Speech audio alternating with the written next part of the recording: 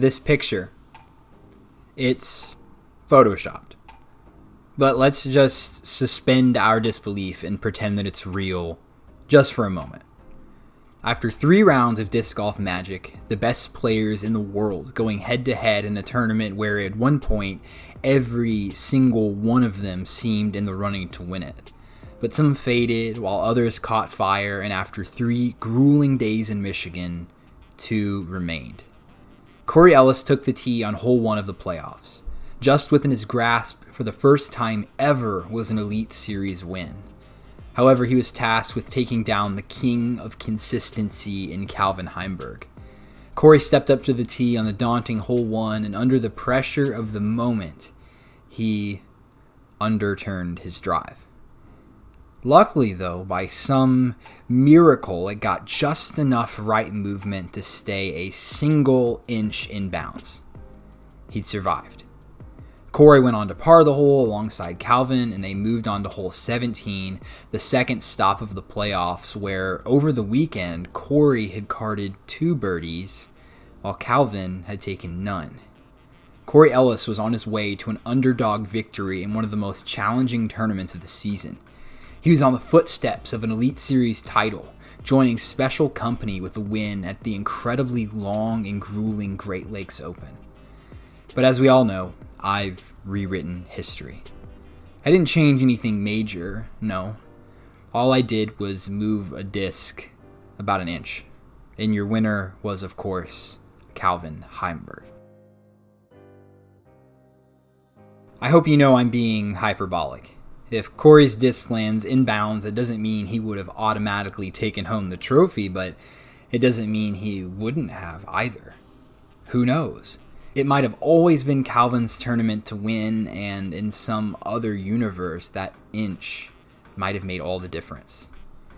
And as fun as it is to zoom in on one single throw, there were hundreds of other crucial moments that led us to that very spot, to an out-of-bounds line at the bottom of hole 1.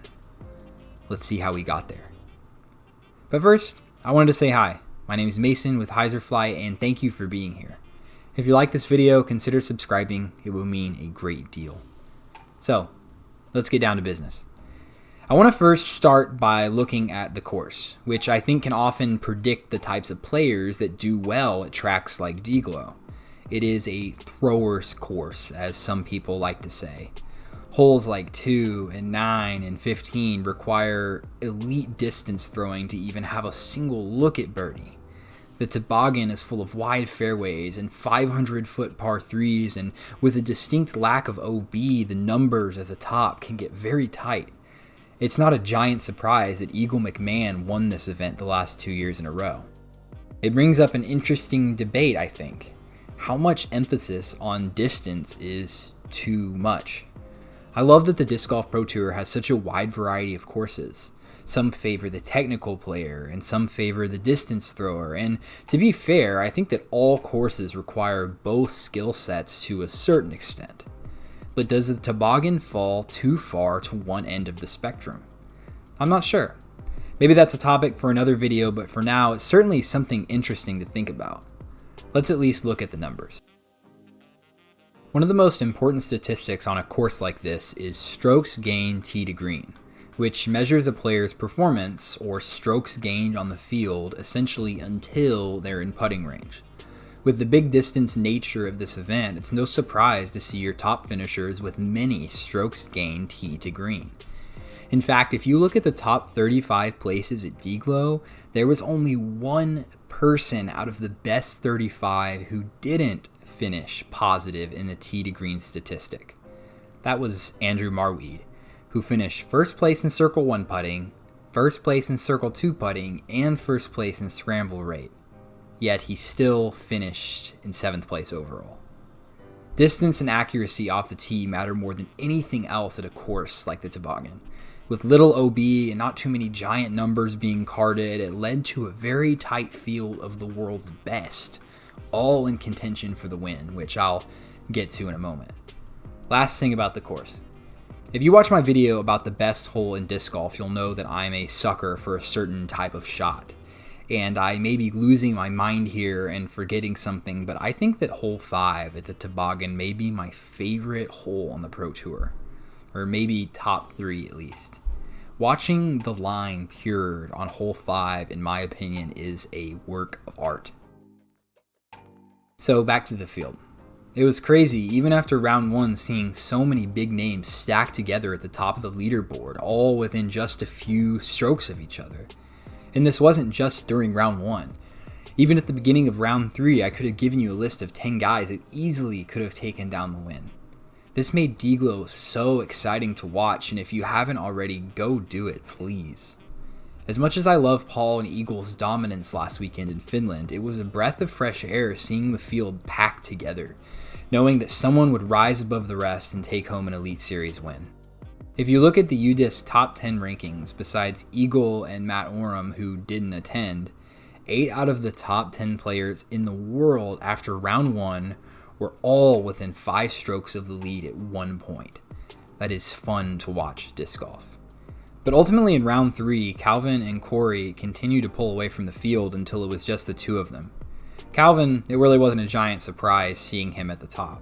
He always seems to be in contention with his distance and accuracy off the tee to rival anyone in the game. And I think that DGLO suits his strengths, much like another course and another playoff that he won on the first hole. Calvin this weekend finished first in parked percentage, first in Circuit 1 in regulation, and tied for first in birdie percentage. Calvin could have taken down DGLO with 5 strokes to go if he didn't finish in the back half of the field in Circle 1X putting. Corey, on the other hand, was a surprise, at least to me. We watched his breakout performance last year at DGLO, where he took home his first Elite Series podium finish.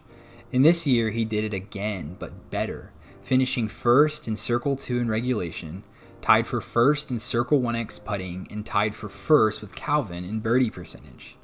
Corey's career so far has been one of steady growth. His distance off the tee and putting are some of the strongest points of his game, but I was also really impressed this weekend with Corey's forehand. I think the course also suits him well. With a lot of elevation changes and slope surfaces to throw from, Corey's unmatched power from a standstill gave him a definite edge on the field.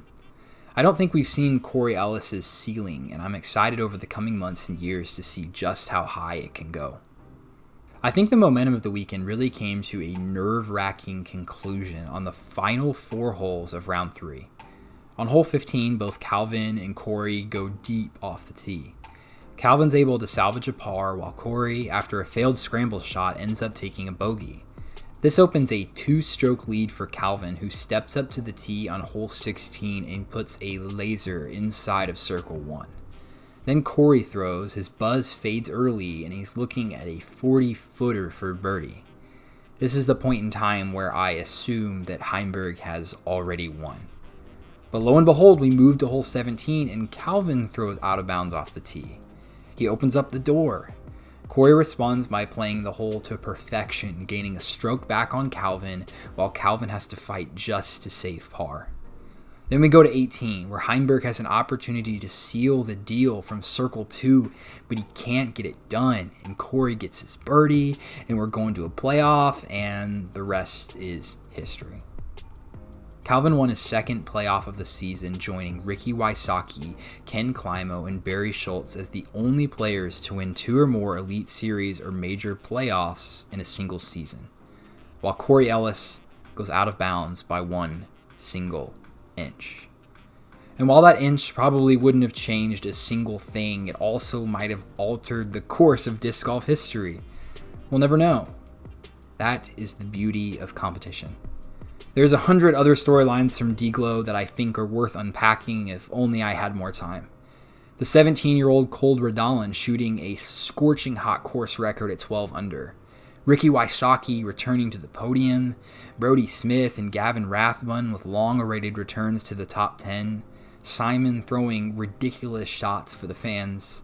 It was another fantastic tournament. The series of events over those final 4 holes is why I make these videos.